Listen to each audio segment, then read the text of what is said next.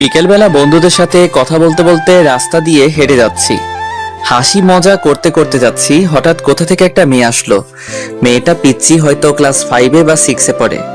আমাদের সামনে এসে আমাকে বলতে লাগলো, এই যে ভাইয়া, আমার একটা উপকার করবেন। বলো পিচ্চি আপি। আমি মোটেও পিচ্ছি না, আমি ক্লাস 6-এ পড়ি। ও সরি, পিচ্চি বলো। আমি আমার বিড়ালটা হারিয়ে ফেলেছি, একটু খুঁজে দিবেন। কি? ভাইয়া প্লিজ, আমি আমার টমকে খুব ভালোবাসি। টমকে? টম হলো আমার বিড়ালের নাম, গাধা একটা। লে হালুয়া, আমি কেমনে জানবো তোমার টমটমের কথা? দেখুন ভাইয়া, আমার টমকে টম টম বলবেন না। আচ্ছা তুমি কি পাগল? আপনাকে আমি। এই বলে আমার হাতে কামড় দিয়ে দৌড়ে চলে গেল। এসব আমার বন্ধুরা দেখে হাসতে লাগলো। আমি ব্যথায় মা গো বাবা গো বলে চিল্লাচ্ছি, আর হারামি বন্ধুরা দাঁত কেলিয়ে হাসছে। তখন জিহাদ বলল, দোষ, কামড়টা কেমন লাগলো? আরে শালা মজা নিস, এদিকে আমি ব্যথায় মরছি। তোর কপাল এটাই ছিল। কি সুন্দর করে কামড় দিল। মেয়েটা এমন কেন করলো রে? তুমি চান্দু মেয়েটাকে পাগল বলবা, আর মেয়েটা তোমায় চুমু দিবে? চুমু দিলে না করি না, আমার মন অনেক বড়, সেখানে সবার জায়গা হবে। সবাইকে বোনের নজরে দেখবি। দেখলি না মেয়েটা তোকে কি সুন্দর করে ভাইয়া ডাকলো। ভাইয়া থেকে জামাই হব, তোদের কথা দিলাম। তার মানে আমাদের লেখক প্রেমে পড়েছে, এটাও সম্ভব? ইয়ে না মানে হাত ব্যথা করছে, চল। কথা এড়িয়ে যাচ্ছিস কেন? তুই ব্যথায় মরে যাওয়ার আগে স্বীকার কর। ঠিক, স্বীকার কর, না হলে ছাড়ছি না। আরে ধুর, রাগ দেখিয়ে লাভ নাই চান্দু। প্রেমে পড়ছি, এবার ছেড়ে দে। এরপর হাত ধরে বাসায় চলে যেতে লাগলাম। এবার আমার পরিচয়টা দেই, আমি শাহরিয়ার রহমান, এবার এসএসসি দিব। বাবা মার তৃতীয় সন্তান, আমি ছোট, আমার বড় ভাই আর আপু আছে, বাবা আইনজীবী, মা গৃহিণী। আমি বাসায় গিয়ে কলিং বেল দিলাম, একটু পর ভাবি এসে দরজা খুলে দিল। ভাবি, খুব খিদে পেয়েছে। সোফায় বস, চা আর বিস্কুট দিচ্ছি। আচ্ছা ঠিক আছে মা, কই? রুমে আছে হয়তো। এরপর ভাবি চলে গেল, আমি সোফায় বসে ফোন টিপছি। একটু পর ভাবি চা বিস্কুট নিয়ে আসলো, আমি চা খাচ্ছি আর ভাবির সাথে গল্প করছি। তখন ভাবি বলল, শারিয়ার আমাকে নিয়ে আমাদের বাসায় যাবে? কেন ভাইয়া? তোমার ভাই তো ভাই, আর তার কোনো সময় নেই, তাই বললো তোমাকে নিয়ে যেতে। ও আচ্ছা, কবে যাবে? কালকে যাব। আচ্ছা তাহলে আমি কালকে স্কুল শেষে নিয়ে যাব। আচ্ছা এখন কি পড়তে বসো কেমন? এরপর আমি আরো কিছুক্ষণ গল্প করে রুমে গিয়ে পড়তে বসলাম। কিন্তু আমার একটা অভ্যাস, পড়তে বসলে ফোন টিপি, তাই দুইটাই করতে লাগলাম। একটু পর আপু আসলো, আপু এসে ঝাড়ি দিয়ে বলল, কিরে পড়তে বসে ফোন টিপিস কেন? আমার মনে রং লাগছে এই জন্য। চুপচাপ পড়তে বস। তুই প্রেম কর, যা। থাপ্পড় দিব একটা, সে তোর দুলাভাই হয়। হইছে, যা তো, বিরক্ত করিস না। এরপর চলে গেল। আমিও মোটামুটি কালকের পড়া শেষ করে রাতের খাবার খেতে গেলাম। খাবার খেয়ে রুমে এসে ফোনটা চার্জে দিয়ে শুয়ে পড়লাম। আর তখনই মনে হলো রাস্তায় দেখা সেই পিচ্চি মেয়েটার কথা। আমি মেয়েটার কথা ভাবছি আর একা একা হাসছি। সত্যি মেয়েটা অনেক সুন্দর। এই পিচ্চি মেয়েটা যদি আমার বউ হতো কত ভালো হতো। আচ্ছা, তার নামটা জানা হলো না, কি করা যায়? কালকে কি মেয়েটা সেখানে আসবে? আর আসবে কেন? মেয়েটা তো পিচ্চি। উফ, যদি দেখা হতো মন ভরে দেখতাম। এসব ভাবতে ভাবতে কখন যে ঘুমিয়ে পড়লাম মনে নেই। সকালবেলা ঘুম ভাঙলো বাবার নীতি কথা শুনে। প্রতিদিন আমার ঘুম ভাঙে নীতি কথা শুনে। শালা এমন বাবা থাকলে জীবনটা শেষ। সকাল সকাল কি সুন্দর একটা স্বপ্ন দেখছিলাম, সব শেষ করে বাবা আবার বলতে লাগলো, ভালো ছাত্র কখনো 9টায় ঘুম থেকে উঠে? আব্বা চুপ করো তো। তোর ক্লাসমেটটা সারাদিন পড়াশোনা করে আর তুই বনজামি করিস। উফ কি জ্বালা, চুপ করো তো। স্কুলে কি আমি যাব? হ্যাঁ তুমি যাও, ভালো হবে। চুপ, ওঠ। বাবার ঝাড়ি খেয়ে ফ্রেশ হতে চলে গেলাম। ফ্রেশ হয়ে স্কুলের জন্য রেডি হয়ে নিলাম। তারপর গেলাম খাবার খাওয়ার জন্য। খাবার খেয়ে মার কাছ থেকে টাকা নিয়ে সাইকেল চালিয়ে স্কুলে চলে আসলাম। স্কুলে এসে সাইকেল রেখে ক্লাসে গেলাম। ক্লাসে গিয়ে দেখি জিহাদ মেয়েদের সাথে কথা বলছে। আমাকে দেখে আমার কাছে আসলো আর বলল, দোস্ত, আমাকে ওরা একা পেয়ে চর দিছে। কি বলিস, তাই নাকি? রে। ওকে দাঁড়া দেখছি। এরপর আমি ব্যাগ রেখে তাদের কাছে গেলাম। আমি গিয়ে বললাম, কি হলো, জিহাদকে মারছো কেন? তাহলে আমাদের সাথে ফাজলামো করে কেন? কি করছে? আমাদের ব্যাগ দিয়ে বেঞ্চ পরিষ্কার করছে। তাই নাকি? এটা তো একটা ভালো কাজ। এই বলে আমিও তাদের ব্যাগ নিয়ে আমার জায়গা মুছে ব্যাগটা আবার তাদের কাছে ফিরিয়ে দিলাম। তারপর জিহাদকে বললাম, ব্যাগ যদি বাঁচাতে চাস তাহলে ব্যাগ নিয়ে ক্লাস থেকে চলে আয়। আমি হাসতে হাসতে চলে আসলাম বাহিরে, আর তখন দেখি শান্ত আসছে। শান্ত আমাদের দেখে বলল, কিরে কি হয়েছে? আমি সবটা বললাম। সব শুনে শান্ত হাসতে লাগলো, আর জিহাদ বলল, দোস্ত আজকে কাজটা ঠিক হয়েছে। চল ক্লাসে যাই, সময় হয়ে গেছে। এরপর আমরা ক্লাসে চলে আসলাম। ক্লাসে এসে ক্লাস করতে লাগলাম। সবগুলো ক্লাস করে বের হলাম। বের হয়ে তিনজন রাস্তার এক পাশ দিয়ে সাইকেল চালিয়ে যাচ্ছি। হঠাৎ দেখতে পেলাম কালকের মেয়েটিকে। মেয়েটি হেঁটে হেঁটে বাসার দিকে যাচ্ছে হয়তো। আমি মেয়েটির কাছে গিয়ে সাইকেল ব্রেক করলাম, আর মেয়েটি বলল, আপনি কালকের ভাইয়াটা না? কোথায় যাচ্ছ? বাসার দিকে যাচ্ছে, দেখতে পাচ্ছেন না? না, আমি তো কানা। এটাই ঠিক, আপনি কানা। চলো তোমাকে এগিয়ে দেই। না লাগবে না, আপনি যান। আরে চলো তো। মেয়েটিকে এক প্রকার জোর করে সাইকেলে তুললাম। তারপর মেয়েটির সাথে কথা বলতে বলতে সাইকেল চালাতে লাগলাম। আচ্ছা, তোমাকে তো এই এলাকায় আগে দেখিনি। আমার বাবা এই জায়গায় বদলি হয়েছে তাই। ও, তোমার নাম কি? আমার নাম নুসরাত জাহান ঐশী। আপনার? মাশাআল্লাহ, খুব সুন্দর নাম, শাহরিয়া রহমান। আমাকে এখানে নামিয়ে দেন। আমি ঐশীকে নামিয়ে দিলাম, আর বললাম, কালকে একই জায়গায় অপেক্ষায় থাকবো, আর বিকালে বের হব।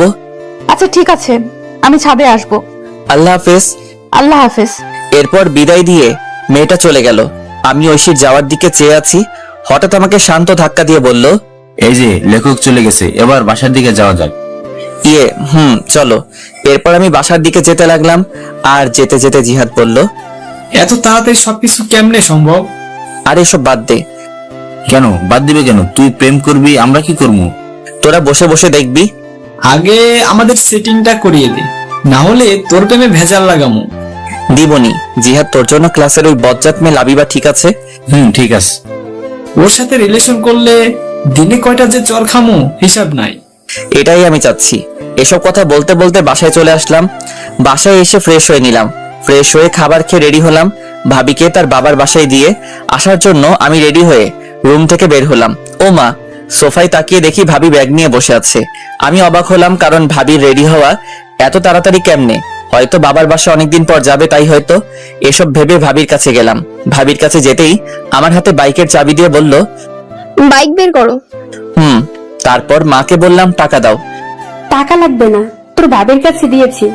আরে আমাকে দাও। দরকার নেই, লে বাবা, বেড়াতে যাচ্ছি টাকা ছাড়া। তোর বাবার কাছে দিয়েছি। আরে শারিয়ার, চলো তো। কিন্তু কথাটা শেষ করতে পারলাম না। ভাবি টেনে বাহিরে নিয়ে আসলো। আমি এরপর বাইক বের করলাম।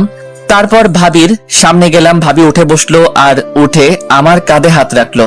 আমি ভাবিকে নিজের বোনের মতো মনে করি। তারপর বাইক চালাতে লাগলাম। উদ্দেশ্য ভাবির বাসা। বাইক চালাচ্ছি, হঠাৎ করে বাইকের তেল শেষ হয়ে গেল। তারপর আর কি, বাইক কিছু দূর হাঁটিয়ে তেল ভরলাম, তবে টাকা ভাবি দিয়েছে। তারপর আবার চলতে শুরু করলাম। ভাবির বাসায় যেতে প্রায় বিকাল হয়ে গেল। তারপর গিয়ে আন্টি আঙ্কেলকে সালাম দিয়ে ভিতরে গেলাম। ভাবির একটা ছোট ভাই আছে আমার বয়সী, তার নাম আবির। গিয়ে দেখি শুয়ে শুয়ে ও ফোন টিপছে। আমাকে দেখেই বলল, কিরে কি খবর? আলহামদুলিল্লাহ, ভালো। তোর?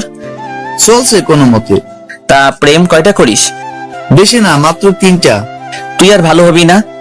একটা মেয়ে যদি 4-5টা রিলেশন করতে পারে, আমি কেন পারবো না বল? কথায় যুক্তি আছে। এভাবে আবিরের সাথে আড্ডা দিতে লাগলাম। আড্ডা দিতে দিতে হঠাৎ মনে হলো আমার পিচ্চিটার কথা। আজকে বিকালে যাওয়ার কথা ছিল, কিন্তু দূর, মনেই ছিল না। কি যে করি। আর আজকে বাসায় না গেলে কালকে স্কুল মিস হবে। স্কুল মিস হলে তো পিচ্চিটাকে দেখতে পারবো না। তাই আমি ভাবির কাছে চলে আসলাম, আর এসে ভাবিকে বললাম, ভাবি আমি চলে যাচ্ছি। আজকে যেতে হবে না, আজকে থাকবে, প্রায় সন্ধ্যা হয়ে এলো। আরে কালকে স্কুল আছে, আর না গেলে স্যার বকা দিবে। যেদিন স্কুল পলাশ তখন? মানে তবুও যেতে হবে। এরপর ভাবিকে বুঝিয়ে আন্টি আঙ্কেল থেকে বিদায় নিয়ে চলে আসলাম। একা একা বাইক চালাচ্ছি, আর হেডফোন দিয়ে গান শুনছি। বাসায় আসতে আসতে প্রায় রাত 7টা বেজে গেল। আমি বাইক রেখে কলিং বেল দিলাম, আর একটু পর মা এসে দরজা খুলে দিল, আর আমাকে দেখে অবাক হয়ে বলল, কিরে চলে আসলি কেন? কালকে স্কুল আছে। বাহ, বেশ পরিবর্তন হয়েছিস। পরিবর্তন কি আর এমনি হয়েছি মা? বিড়বিড় করে কি বলছিস? কই কিছু না, আমি রুমে যাচ্ছি, চা দিয়ে যেও। এই বলে রুমে চলে আসলাম। রুমে এসে ফ্রেশ হয়ে পড়তে বসলাম। একটু পর মা চা নিয়ে আসলো, আর আমি বললাম, আচ্ছা মা, আপু কি সারাদিন কথা বলে দুলাভাইয়ের সাথে? কি করবে এছাড়া? ওর এই সময়ে জামাইটাও বিদেশে, তাই কথা বলে। জামাই বিদেশে বলে সারাদিন কথা বলতে হয়? ও তুই বুঝবি না, পড়তে বস। এই বলে মা চলে গেল। ও, আপনাদের বলা হয় নাই, আপুর বিয়ে হয়েছে 1 বছর, আর আপুর বিয়ের 6 মাস পর দুলাভাই বিদেশে চলে যায়, আর আপু এখন প্রেগনেন্ট, তাই এরকমটা বললাম। আমি চা খাচ্ছি আর ফোন টিপছি। পড়তে বসলে ফোন টিপতে ইচ্ছে করে, তবুও কিছুক্ষণ পরে রাতের খাবার খেয়ে শুয়ে পড়লাম। শুয়ে শুয়ে কিছুক্ষণ ফোন টিপে চার্জে দিয়ে ঘুমিয়ে পড়লাম। সকালে প্রতিদিনের মতো বাবার নীতি কথা শুনে ঘুম ভাঙলো। তারপর উঠে ফ্রেশ হয়ে নিলাম। ফ্রেশ হয়ে রেডি হয়ে খাবার খেতে গেলাম। খাবার খেয়ে বাইকটা বের করলাম, কারণ আজকে বাইক দিয়ে যাব, যেহেতু বাইকের চাবি আমার কাছে। আমি জিহাদকে কল দিয়ে বললাম মোড়ে দাঁড়াতে শান্তকে নিয়ে। এরপর আমি মোড়ে আসলাম। মোড়ে এসে তাদের সাথে নিয়ে স্কুলে চলে আসলাম। স্কুলে এসে যথাক্রমে ক্লাস করতে লাগলাম। ক্লাস শেষ করে বের হলাম, আর আমি বললাম দোস্ত তোরা হেঁটে আয়, আমি তোর ভাবিকে বাসায় দিয়ে আসি। আচ্ছা, কিন্তু জিহাদ কই? আমি দূরে তাকিয়ে দেখি একটা মেয়ের সাথে কথা বলছে। আমি ডাক দিলাম। আমি ডাক দিতেই হেসে দিল। আমাদের বোঝার বাকি রইল না, জিহাদ পটানোর চেষ্টা করছে। আমি শান্তকে বললাম তুই জিহাদকে নিয়ে আয়, আমি যাচ্ছি। ঠিক আছে। এরপর আমি বিদায় দিয়ে চলে আসলাম ঐশীর স্কুলের সামনে। এসে দেখি ঐশী স্কুলের সামনের দোকান থেকে ফুচকা খাচ্ছে। আমি দূর থেকে ফুচকা খাওয়া দেখছি আর একা একা হাসছি। হঠাৎ 2টা ছেলে এসে প্লেট নিল আর ঐশীর হাত ধরতে লাগলো। আমি এটা দেখে বাইক নিয়ে ঐশীর সামনে গেলাম আর বললাম উঠো। ঐশী আমাকে দেখে হাসি দিল, তারপর উঠে বসলো। আমি ফুচকার টাকা দিয়ে চলে আসলাম। ছেলেগুলো আর কিছু বললো না। আমি একটা পার্কে নিয়ে আসলাম আর এসে একটা জায়গায় বসলাম। আর তখন ঐশী বলল কালকে বিকেলে আসেননি কেন? আসলে ভাবিকে নিয়ে তার বাবার বাসায় গিয়েছিলাম। ও আচ্ছা, আমাকে বাসার সামনে নামিয়ে দিয়ে আসেন, দেরি হলে মা বকা দিবে। আচ্ছা, কিছু খাবে? না, খাবো না। জানেন মা আমাকে বাসায় একটু সময় দেয় না, বাবাও না, আমি একা। কেন, আমি আছি তো। আজকে আমি খুব ভয় পেয়েছিলাম। আমি থাকতে তোমার কিছু হবে না, ছায়া হয়ে পাশে থাকবো। আমার বন্ধু হবেন? কি মনে হয়? বন্ধু তাহলে। বাসায় তোমার আম্মু কি করে? সারাদিন ফোনে মিটিং নিয়ে থাকে আর আমাকে একটু একটু বকা দেয়। ও চিন্তা করো না, তোমার ফোন আছে। আমার সময় কাটানোর জন্য বাবা আমাকে গেমস খেলার জন্য কিনে দিয়েছে। তোমার নাম্বারটা দিবা? নাম্বার তো মুখস্থ নাই। তাহলে আমারটা নাও। এই বলে আমি ব্যাগ থেকে কাগজ বের করে নাম্বারটা লিখে দিলাম। এরপর ঐশীকে নিয়ে তার বাসার সামনে নামিয়ে দিলাম। নামিয়ে দিয়ে বিদায় দিয়ে চলে আসলাম। আর আসার সময় বললাম কল দিতে। এরপর আমি জিহাদ আর শান্তর কাছে চলে আসলাম। আমি কিছু দূর আসতেই দেখি শান্ত আর জিহাদ হেঁটে হেঁটে এদিকে আসছে।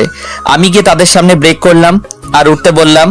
এরপর ওদের নিয়ে ঘুরতে লাগলাম। কিছুক্ষণ ঘুরে ওদের বাসায় নামিয়ে দিয়ে আমি আমার বাসায় চলে আসলাম।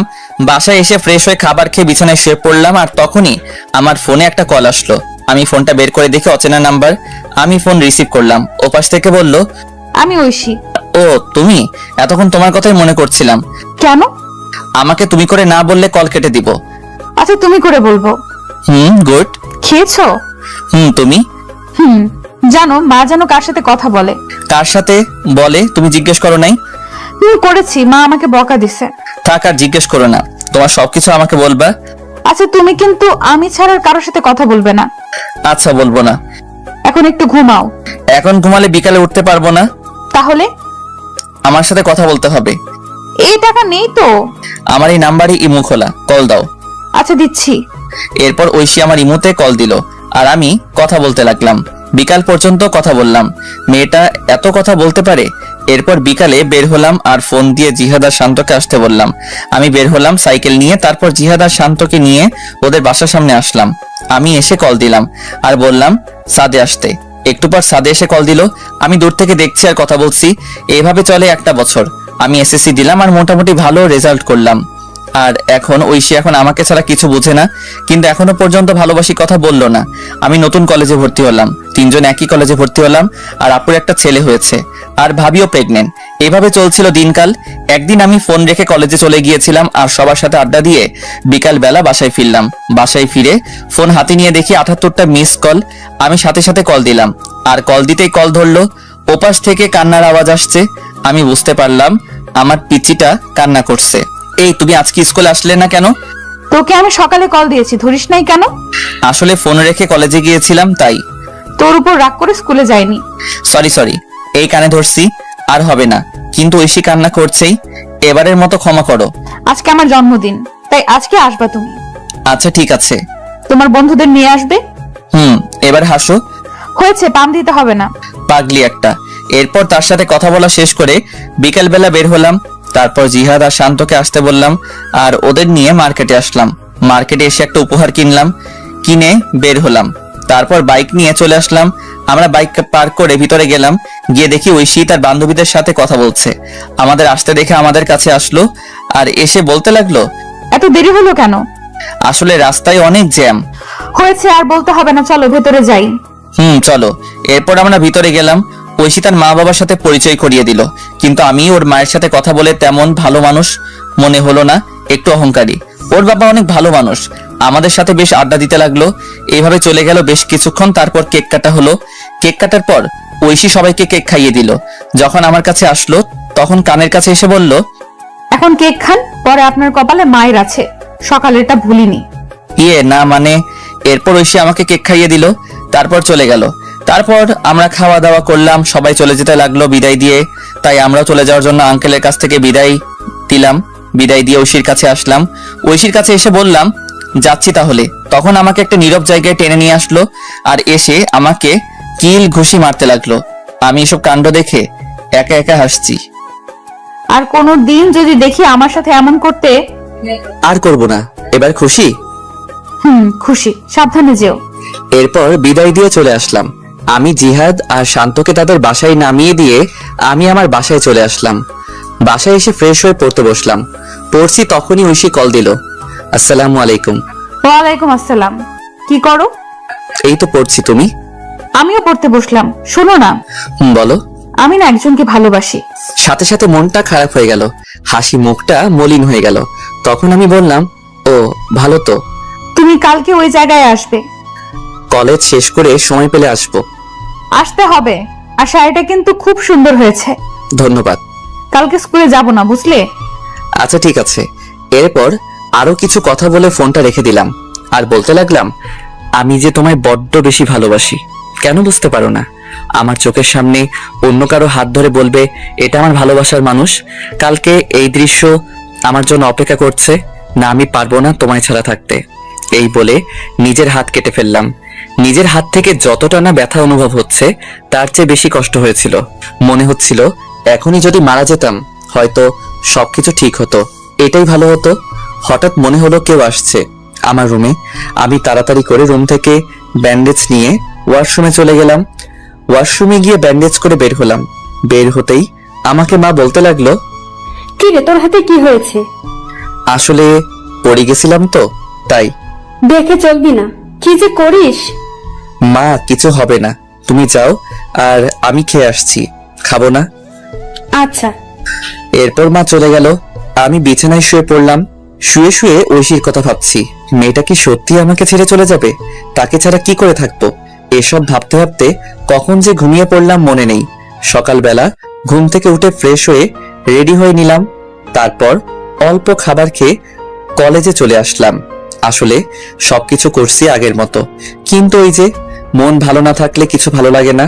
কলেজে গিয়ে চুপচাপ বসে আছি আর সবার সাথে হাসি মুখে কথা বলছি। এভাবে কলেজের ক্লাস শেষ করে বন্ধুদের সাথে করে নিয়ে সেই জায়গায় চলে আসলাম। আসতে অনেকটা দেরি হয়েছে। আমি এসে দেখি একটা পিচ্চি মেয়ে শাড়ি পরে বসে আছে। আমি ভালো করে দেখলাম এটা আমারই পিচ্চি। পাগলিটাকে আজ খুব সুন্দর লাগছে। কাজল কালো দুটি চোখ, পাতলা দুটি ঠোঁটে হালকা লিপস্টিক আর হাতে কাচের চুড়ি, দেখতে বউ বউ লাগছে।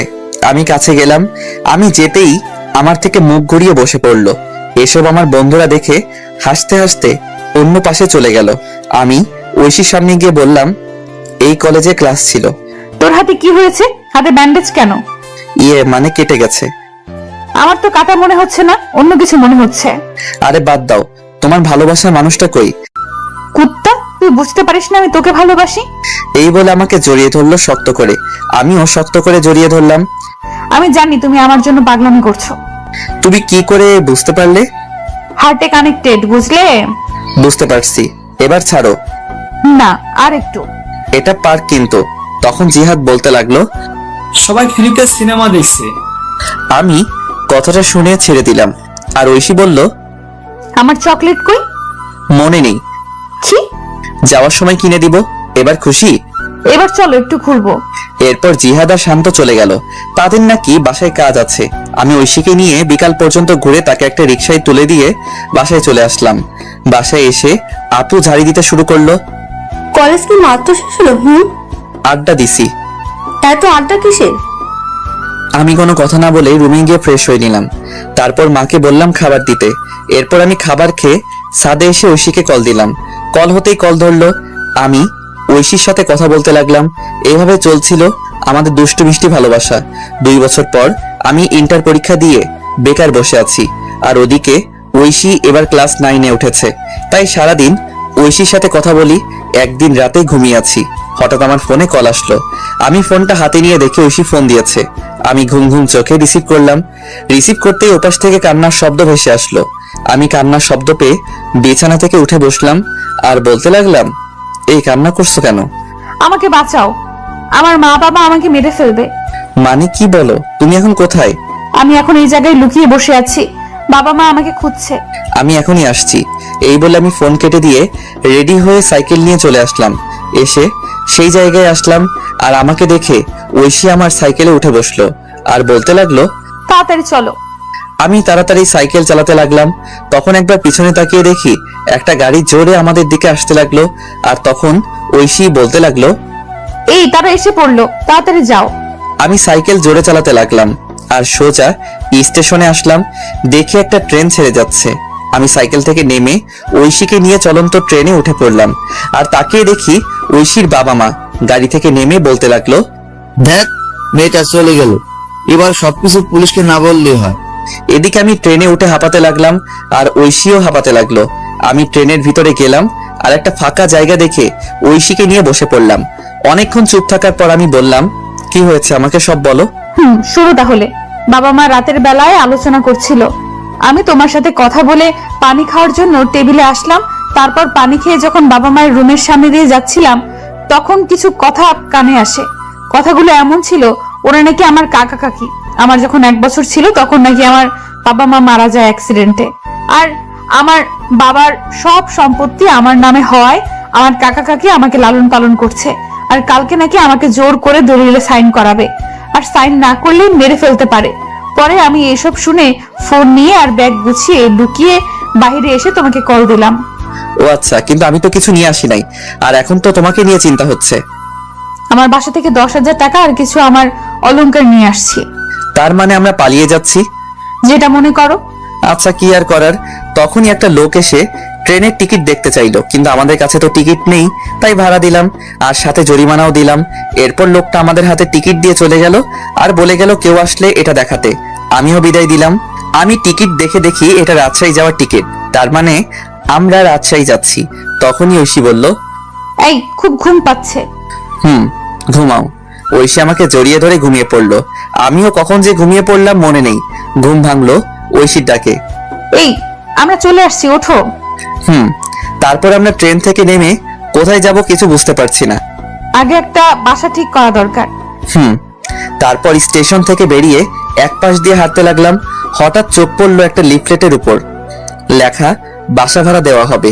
আমি লিফলেটের নিচে থাকা নাম্বারে কল দিলাম। কিছুক্ষণ কল হতে কল ধরলো। আসসালামু আলাইকুম। ওয়ালাইকুম আসসালাম। জি, বাসা ভাড়ার জন্য ফোন দিলাম। ও, বিবাহিত ছাড়া ভাড়া দেওয়া হয় না? জি, আমরা বিবাহিত। তাহলে এখন তো সকাল 7টা বাজে, আপনি 10টায় আসেন আর সাথে করে বিয়ের কাবিননামা নিয়ে আসবেন। জি আচ্ছা, ধন্যবাদ আপনাকে। এরপর ফোন কেটে দিলাম। ফোন কেটে দিয়ে ঐশীকে বললাম, বিয়ে করা লাগবে। চলো কাজী অফিসে। আরে সাক্ষী লাগবে না, টাকা দিলে সব হয়, চলো তো। এরপর একজনকে জিজ্ঞেস করে কাজী অফিসের দিকে যেতে লাগলাম। তারপর পৌঁছে গেলাম। গিয়ে দেখি আমাদের মতো আরো এক কাপল বিয়ে করার জন্য আসছে। আমাদের দেখে ওখানে ছেলে বলল, ভাই কি বিয়ে করবেন? ভাই কেন? আপনি আমার বিয়ের সাক্ষী হয়ে যান আর আমি আপনারটা। আচ্ছা। কাজীকে বুঝতে দেবেন না আমাদের মধ্যে পরিচয় নেই, না হলে বেশি টাকা চাইবে। ওকে। এরপর আমরা ভিতরে গেলাম। ভিতরে গিয়ে একে একে বিয়েটা সেরে ফেললাম। বিয়ে শেষ করে প্রমাণ স্বরূপ ফোনে পিক তুলে নিলাম। তারপর বিদায় দিয়ে আমরা আমাদের মতো চলে আসলাম। আর তখন ঐশী বলল, এই খুব খিদে পেয়েছে। আমারও খুব খিদে পেয়েছে, চলো। আমরা একটা রেস্টুরেন্টে আসলাম আর সকালে নাস্তা করে সেই লোকের দেওয়ার ঠিকানায় চলে আসলাম। আর এসে লোকটাকে আবার কল দিলাম, আঙ্কেল আমি আপনার বাসার সামনে দাঁড়িয়ে আছি। আচ্ছা দাঁড়াও, আসছি। একটু পর একটা লোক আসলো। চলো তোমাদের রুমটা দেখাই। এরপর লোকটা আমাদের রুম দেখাতে লাগলো আর বলল, ভাড়া 3000 টাকা সব মিলিয়ে। ও আচ্ছা, তা আঙ্কেল আমরা আজকে উঠবো। আচ্ছা সমস্যা নেই। আমি আঙ্কেলকে 2000 টাকা দিয়ে দিলাম। উনি বেশ খুশি হলো। তারপর আমার হাতে চাবি দিয়ে চলে গেল। আমি আর ঐশী মিলে রুমটা পরিষ্কার করতে লাগলাম। আর ঐশী বলল, এই তুমি বাজারে যাও আর এই জিনিসগুলো নিয়ে আসো। টাকা কত আছে? আছে 5000 টাকা। এগুলো তো হবে। শোনো, বাজার করবে আর রান্না করার জন্য হাঁড়ি পাতিল আর 2টা প্লেট আর বিছানার জিনিসপত্র যা যা লাগে নিয়ে আসবে। ফ্লোরে বিছানা করবা, তাহলে চকির টাকাটা সেভ হবে। যাও তুমি। এরপর আমি একটা কাগজে লিখে চলে আসলাম বাজারে। এসে সবকিছু কিনতে লাগলাম আর আমার জন্য কিছু মার্কেট করলাম বাসায় পড়ার জন্য। ঐশীর কাপড় নিয়ে আসছে, তাই তার জন্য করতে হলো না। এসব কিনে বাসায় আসতে দুপুর হয়ে গেল। দুপুরে বাসায় এসে আমি সবকিছু গোছাতে লাগলাম আর ঐশী রান্না করতে গেল। আমি জানি ঐশী তেমন কোনো রান্না পারে না। পিচ্চি একটা মেয়ে, মাত্র ক্লাস 9-এ উঠলো। আমি সবকিছু গুছিয়ে রান্নাঘরে গেলাম। গিয়ে দেখি পাগলিটা আমার জন্য ডিম ভাজি করছে। আমি গিয়ে পিছন থেকে জড়িয়ে ধরলাম আর ঐশী বলল, এই যে এখন গোসল করে আসো, তারপর খাবার খাবে। কি ডিম ভাজি করেছো? আসলে আমি ডিম ভাজি ছাড়া আর কিছুই পারি না। দূর পাগলি, আমার সমস্যা হবে না। তারপর গোসল করতে গেলাম।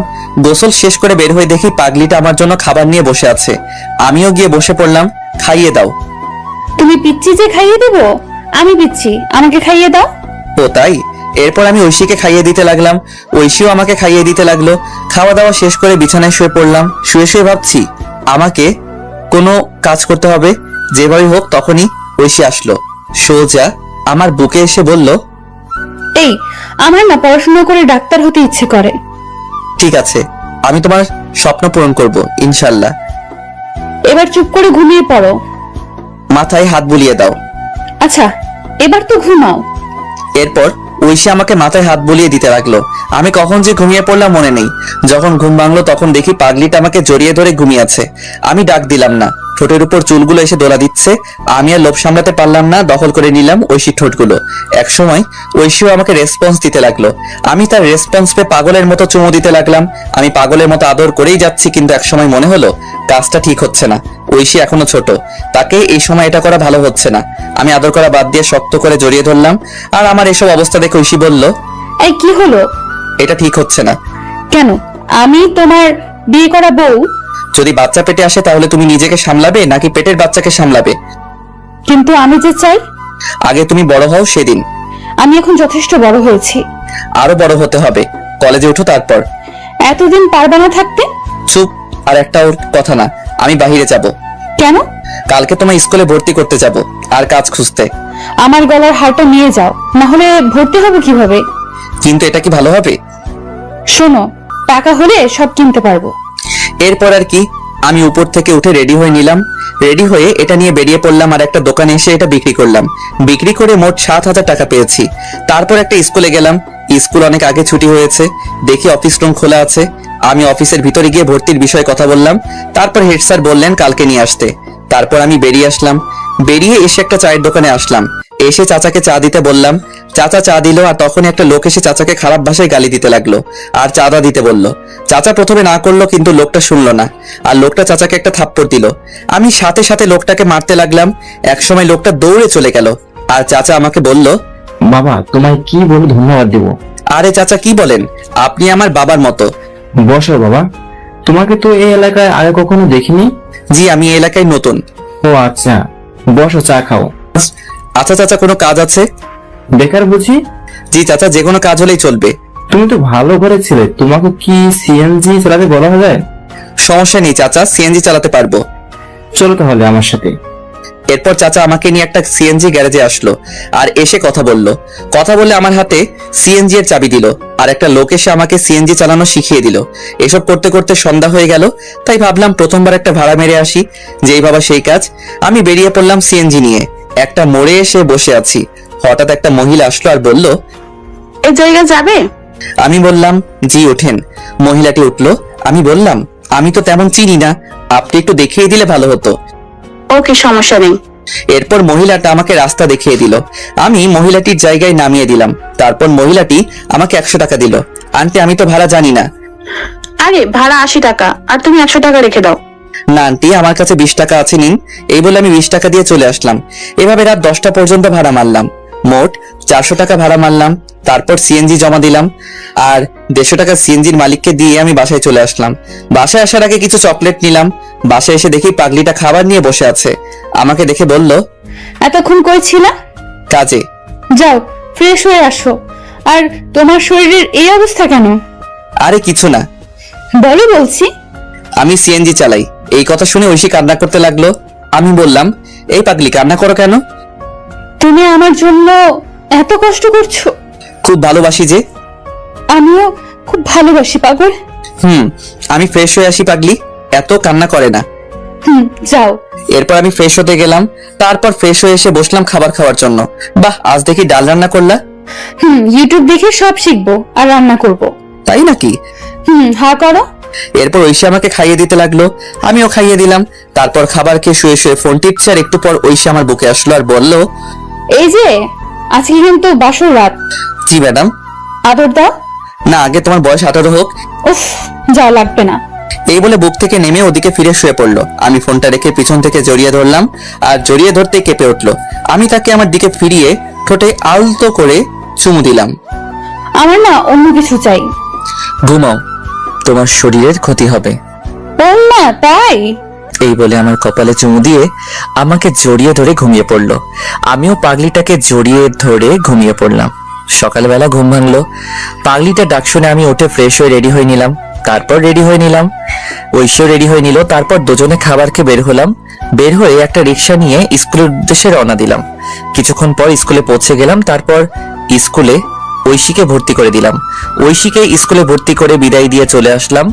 আর আসার সময় বলে আসলাম আমি নিতে আসবো। তারপর আমি এসে সিএনজি নিয়ে বের হলাম। একটা কলেজের সামনে আসলাম। আমি সিএনজি রেখে ভিতরে গেলাম। ভিতরে গিয়ে সোজা অফিসে চলে আসলাম। এসে বললাম, স্যার আসতে পারি? আসো। আমি ভিতরে গেলাম আর বললাম, স্যার কলেজে ভর্তি হতে আসছি। কাগজপত্র নিয়ে আসতো? জি স্যার, এই নিন। স্যার কাগজপত্র দেখতে লাগলো, আর আমি আসার সময় কাগজপত্র নিয়ে আসছিলাম। তারপর সব কাজ শেষ করলাম। স্যার বললেন কাল থেকে কলেজে আসতে। আমি বাহিরে এসে কিছুক্ষণ সিএনজি চালিয়ে সিএনজিটা রেখে রিক্সা করে ঐশীকে আনতে গেলাম। ঐশীকে বাসায় রেখে আমি আবার সিএনজি চালাতে লাগলাম। সন্ধ্যা পর্যন্ত সিএনজি চালিয়ে বাসায় চলে আসলাম। বাসায় এসে ফ্রেশ হয়ে ঐশীকে বললাম কফি দিতে। আমি বিছানায় বসে পড়তে লাগলাম। ঐশী একটু পর কফি নিয়ে আসলো। আমি বললাম, নতুন স্কুল কেমন লাগলো? অনেক ভালো লাগছে, দুটো বান্ধবী পেয়েছি। ও আচ্ছা, এখন পড়তে বসো। তুমি কলেজে ভর্তি হয়েছো? কালকে থেকে কলেজে যাব। আচ্ছা। এরপর আমি পড়তে লাগলাম, আর ঐশীও পড়তে লাগলো। পড়াশোনা শেষ করে খাবার খেয়ে ঘুমিয়ে পড়লাম। সকালে উঠে আমি ঐশীকে স্কুলে দিয়ে আমি কলেজে চলে আসলাম। কলেজে এসে একজনকে জিজ্ঞেস করে ক্লাসে গেলাম। ক্লাসে পিছনের বেঞ্চে বসে আছি। হঠাৎ একটা ছেলে আসলো আর আমার সাথে বসে পড়লো, আর আমাকে বলল, হাই, আমি সাকিব। আমরা কি বন্ধু হতে পারি? হাই, আমি শাহরিয়ার রহমান। কিন্তু তোমার সাথে আমার কি মিলে? আরে বন্ধু কি পোশাক দেখে হয়? তবু আজকের যে সমাজ। আরে বাদ দাও, আজ থেকে আমরা তুমি করে বলবো। আচ্ছা। এরপর সাকিবের সাথে আড্ডা দিতে লাগলাম। একটু পর স্যার আসলেন। আমরা ক্লাস করতে লাগলাম। ক্লাস শেষ করে সাকিবকে নিয়ে বাহিরে আসলাম। আড্ডা দেই চলো। না রে, বাসায় কাজ আছে। আচ্ছা যা তাহলে। ওকে। তারপর আমি চলে আসলাম। ঐশীর স্কুলে এসে দেখি আমার জন্য বসে আছে। আমি যেতেই মুখ ঘুরিয়ে বসলো, আর আমি গিয়ে পাশে বসলাম। এই যে সরি, ক্লাসে ছিলাম। তাই বলে এত দেরি? আচ্ছা, আর হবে না, এবার চলো। ফুচকা খাবো। আচ্ছা চলো। এরপর ঐশীকে নিয়ে একটা ফুচকার দোকানে আসলাম। এসে দুজন মিলে ফুচকা খেলাম। তারপর রিক্সা নিয়ে বাসায় চলে আসলাম। বাসায় এসে ফ্রেশ হয়ে খাওয়া দাওয়া করে বের হয়ে পড়লাম। আমি এসে সিএনজি চালাতে লাগলাম। রাত 10টা পর্যন্ত সিএনজি চালিয়ে বাসায় চলে আসলাম। এভাবে দিনগুলো বেশ ভালো কাটছিল। অনেকদিন পর একদিন আমি সন্ধ্যায় সিএনজি চালাচ্ছি। হঠাৎ দেখি সাকিব রাস্তায় সিএনজি দেখে দাঁড়াতে বলল। আমি মুখটা ঢাকলাম। তারপর আমি দাঁড়ালাম, আর সাকিব উঠে পড়লো। ওই জায়গায় যাও। আমি গাড়ি চালাতে লাগলাম। একসময় মুখ থেকে কাপড়টা সরে যায়, আর সাকিব দেখে ফেলে আর বলে গাড়ি থামাতে। আমি গাড়ি দাঁড় করালাম। তুই সিএনজি চালাস, আমাকে বলিস নাই? কি করব, কোনো চাকরি নেই। ধর বেটা, একবার আমাকে বলতি তুই। চুপ করে আছি। তুই কালকে এই জায়গায় যাবি, চাকরি হয়ে যাবে। কিন্তু কলেজ? কলেজের সব নোট আমি দিব, চিন্তা করিস না। আর তোর নাম্বার দে। আচ্ছা। এরপর আমি আমার নাম্বারটা দিলাম আর বিদায় দিয়ে চলে আসলাম। আমি তবুও রাত 10টা পর্যন্ত সিএনজি চালিয়ে বাসায় চলে আসলাম। বাসায় এসে ফ্রেশ হয়ে ঐশীর কাছে গেলাম। দেখি রান্নাঘরে কাজ করছে। ঐশীকে পিছন থেকে জড়িয়ে ধরে বললাম, এই কি করো? এই তো কাজ করি। খিদে পেয়েছে? যাও বসো, আমি আসছি। আচ্ছা। আমি বসে আছি, একটু পর ঐশী খাবার নিয়ে আসলো। আমি ঐশীকে খাইয়ে দিলাম আর সেও আমাকে খাবার খাইয়ে দিল। তারপর খাবার খেয়ে বিছানায় শুয়ে পড়লাম। শুয়ে শুয়ে ভাবছি চাকরিটা যদি হয় তাহলে একটু ভালো করে চলতে পারবো। প্রতিদিন এত কষ্ট আর ভালো লাগে না। তখনই ঐশী আমার কাছে আসলো। এই আমি কিন্তু এখন 10-এ পড়ি, অনেক বড় হয়েছি। বুঝতে পারছি। বিয়ের তো প্রায় 1 বছর হলো, এখনো কাছে পেলাম না। তোমার স্বপ্ন পূরণ করতে হলে যে একটু কষ্ট করতে হবে। লাগবে না, আমার স্বপ্ন। না, তুমি ডাক্তার হবা, এটাই শেষ। আচ্ছা, আমার খুব ঘুম পেয়েছে। আমি ঐশীকে জড়িয়ে ধরে ঘুমিয়ে পড়লাম। ঐশীও ঘুমিয়ে পড়লো। সকালবেলা উঠে ফ্রেশ হয়ে রেডি হয়ে নিলাম। তারপর কাগজপত্র নিয়ে ঐশীকে স্কুলে নামিয়ে দিয়ে আমি অফিসে চলে আসলাম। আর আসার সময় বলে আসলাম চলে যেতে। আমি সাকিবের দেওয়া সেই ঠিকানায় চলে আসলাম। এসে ভিতরে গেলাম আর পিয়নকে বললাম স্যারের সাথে দেখা করব। আপনার নাম কি? শাহরিয়া রহমান। অপেক্ষা করুন, আমি ভিতরে ঠিক আসছি। এরপর পিয়ন চলে গেল। একটু পর বের হয়ে আমাকে বলল ভিতরে যেতে। আমি ভিতরে গিয়ে সালাম দিলাম। উনি আমাকে বসতে বললেন। আমি বসলাম আর ফাইলটা ওনার কাছে দিলাম। উনি ফাইল নিয়ে দেখতে লাগলেন। গুড, রেজাল্ট তো ভালো। তুমি যেহেতু সাকিবের বন্ধু তাহলে সমস্যা নেই। সাকিব আমার ভাতিজা। ও আচ্ছা। চাইলে আজকে জয়েন করতে পারো। আর প্রথমে তোমার বেতন হবে 15,000 টাকা। ধন্যবাদ স্যার, আপনি খুব বড় উপকার করলেন। ধন্যবাদ দেওয়ার কিছু নেই। আমি রাফিকে সব বলে দিচ্ছি, সে তোমার কাজ বুঝিয়ে দিবে। আচ্ছা স্যার। এরপর স্যার পিয়নকে ডাক দিয়ে বলল রাফাকে ডাক দিতে। কিছুক্ষণ পর একটা মেয়ে আসলো আর তখন স্যার বলল, এই হচ্ছে শাহরিয়ার, আজকে নতুন জয়েন করলো, তুমি তাকে কাজ বুঝিয়ে দিবে। আচ্ছা স্যার। শাহরিয়ারকে ডেস্কে নিয়ে যাও আর বুঝিয়ে দাও। এরপর ফাইল নিয়ে চলে আসলাম আর মেয়েটা আমাকে একটা ডেস্কে নিয়ে আসলো। আমি বসলাম আর মেয়েটা বলল, হাই, আমি রাফা। হ্যালো, আমি শাহরিয়ার। চলুন আপনাকে কাজ বুঝিয়ে দেই। চলুন। এরপর রাফা আমাকে কাজ বুঝিয়ে দিতে লাগলো। আমি ভালো করে বুঝতে লাগলাম। এভাবে দুপুর হয়ে গেল আর রাফা বলল তার সাথে লাঞ্চ করতে, তাই তার সাথে ক্যান্টিনে খেতে গেলাম। তারপর সেখানে সবার সাথে পরিচিত হয়ে নিলাম। সবার সাথে পরিচিত হয়ে অনেক ভালো লাগলো। তারপর আবার কাজ করতে লাগলাম। কাজ করতে করতে কখন যে অফিসের টাইম শেষ হয়ে গেল বুঝতে পারলাম না। এভাবে চলতে লাগলো আমার দিনকাল। 1.5 বছর পর সকালবেলা রেডি হচ্ছি ঐশীকে কলেজে নিয়ে যাওয়ার জন্য। ও হ্যাঁ, এখন ঐশী কলেজে পড়ে। আমি সকালবেলা রিক্সা নিয়ে কলেজের উদ্দেশ্যে রওনা দিলাম। এই মন দিয়ে ক্লাস করবা। আচ্ছা, দুপুরে কি বাসায় আসবা? না, কাজ আছে অফিসে। ও আচ্ছা, রাতে তাড়াতাড়ি বাসায় ফিরবা। কথা বলতে বলতে ঐশীর কলেজে চলে আসলাম। কলেজে এসে ঐশী নেমে পড়লো। আমি ঐশীকে বিদায় দিয়ে আমার অফিসে চলে আসলাম। অফিসে এসে কাজ করছি। এখন সবাই আমাকে অফিসে এক নামে চিনে। স্যারও খুব ভালোবাসে আর পাশাপাশি পড়াশোনাও করছি। এসব করতে করতে বাড়ির কথা প্রায় ভুলেই গিয়েছিলাম, কারণ আমি জানি আমাকে কখনো বাবা মা ক্ষমা করবে না। আমিও সিম পাল্টে ফেলেছিলাম। অফিসে কাজ করছি, তখন পিয়ন আসলো আর আমাকে বলল, স্যার বলেছে লাঞ্চের পর ওনার সাথে মিটিং আছে। আচ্ছা ঠিক আছে। তারপর পিয়ন মামা চলে গেল। আবার দেখি রাফা আসলো আর এসে বলল, এই যে মিস্টার, হ্যাঁ নানু। আপনার পিচ্ছি বউ কেমন আছে? ভালো আছে। এবার তোর জামাইয়ের খবর কি? ভালো। বসো, চা খাও। আজকে আমার তেমন কাজ নেই। তাই নাকি? তাহলে এগুলো করতে থাকো। হালা, আমি আসলাম ফ্রি হয়ে আড্ডা দিতে আর তুই আমার হাতে ফাইল দিচ্ছিস। আরে করো না, হাজার হোক আমি তোর 2 নাম্বার জামাই। আহারে কি শখ। গো। তোর না স্যারের সাথে মিটিং এ যাওয়ার কথা? দুপুরের পর। গুড। তারপর বল, ভাতিজি কবে দেখবো? আরে সবই তো জানিস, ও এখনো পিচ্ছি। শালা, লাগতে দিমু। কলেজে পড়ে আর এখনো পিচ্ছি, তাই না? তবু যদি ক্ষতি হয়? আজকে রাতে বাসরটা সেরে নে।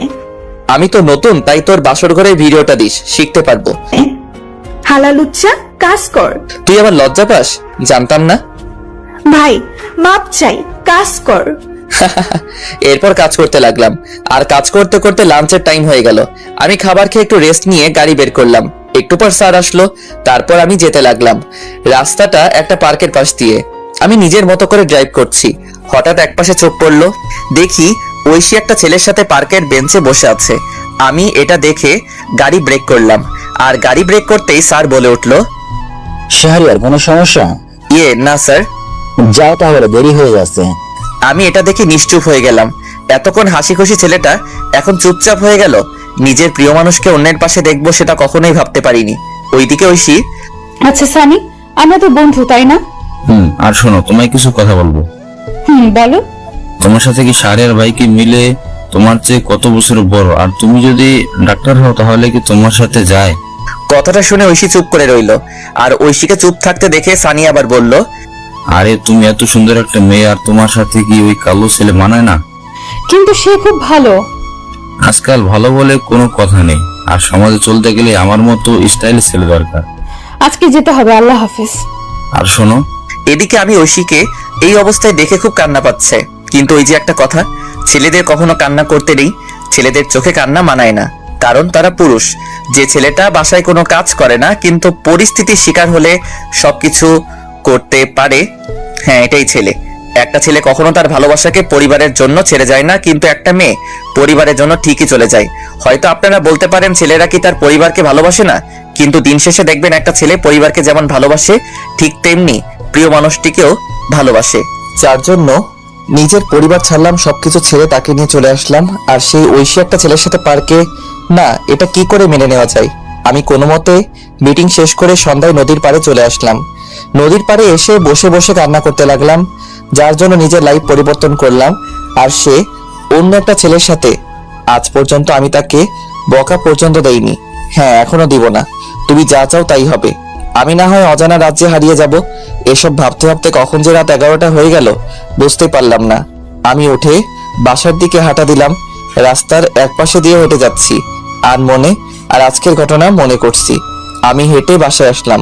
বাসায় এসে কলিং বেল দিলাম। একটু পর ঐশী এসে দরজা খুলে দিল আর আমাকে দেখে বলল, অফিস শেষ হয় বিকাল 5টায়, আর তুমি রাত 11টায় আসলে। আমি কোনো কথা না বলে ভিতরে চলে আসলাম। তারপর ফ্রেশ হয়ে নিলাম। ফ্রেশ হয়ে বিছানায় শুয়ে পড়লাম। আর তখন ঐশী আমার কাছে এসে বলল, আমি তোমাকে কিছু জিজ্ঞেস করছি, আর চলো খাবার খাবা। আমি বাইরে থেকে খেয়ে আসছি। কেন, তুমি জানো না আমি তোমার ছাড়া খাই না?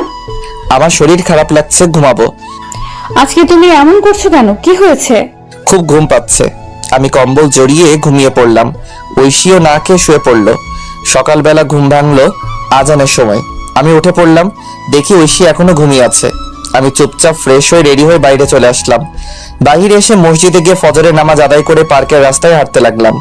একা একা, এখন ভোর, তাই তেমন লোকজন নেই। আমি পার্কের রাস্তায় হেঁটে চলছি, ভালোই লাগছে পরিবেশটা, নিবিড় আর ঠান্ডা বাতাস বইছে। তখনই আমার ফোনে কল আসলো। আমি ফোনটা বের করে দেখে ঐশী কল দিয়েছে। আমি ফোনটা রিসিভ করলাম, আর তখনই ওপাশ থেকে বলতে লাগলো, আমাকে না বলে চলে গেলে কেন, আর খাবার খেয়ে গেলে না কেন? তুমি ঘুমিয়েছিলে তাই ডাকিনি, আর আমার অফিসে কাজ আছে। আমি কি করলাম বলবে একটু? আরে তুমি আবার কি করবা, আর খাবার খেয়ে কলেজে যাও। বাই, আমি বিজি আছি। আমি কল কেটে দিলাম। তারপর ফোনটা সাইলেন্ট করে পকেটে রাখলাম। খুব খিদে পেয়েছে তাই পার্ক থেকে একটা রেস্তোরাঁয় আসলাম। এসে সকালে নাস্তা করে অফিসে চলে আসলাম। অফিসে এসে আমি ডেস্কে বসে কাজ করছি, কিন্তু কাজে মন বসছে না। কি করব, তখনই রাফা আসলো আর বলল, এই যে স্যার, মন খারাপ কেন? আরে না। স্যার বলছে আজকে তুমি আর আমি আরেকটা প্রজেক্ট নিয়ে কাজ ও গুড। হাতের কাজগুলো শেষ কর, দুপুরের দিকে বের হব। আচ্ছা বন্ধু, তোমার যে মন খারাপ আমি বুঝতে পারছি। এখন বল কি ব্যাপার? আসলে তারপর আমি রাফাকে সব বললাম। সব শুনে রাফা ঐশীর উপর খেপে গেল। ঐশীকে মনে হচ্ছে ইচ্ছে মতো থাপ্পড় দেই। আচ্ছা যাও, আমি হাতের কাজগুলো শেষ করি। আর আমার একটা উপকার করবা? কি বল? ঐশীর সম্পত্তি ফিরিয়ে দিতে হবে। আচ্ছা, তোর দুলাভাইকে বলবো, তুই চিন্তা করিস না। ধন্যবাদ। আর এই নে সেই বাড়ির কাগজপত্র। আমি কিছু কাগজপত্র আগে তুলে রেখেছিলাম, এবার বাকিটা তোর জামাই করবে। ঠিক আছে। আর শোন, 2 দিনের মধ্যে কাজটা করতে বলবি প্লিজ, কারণ এই তারিখ ঐশীর জন্মদিন।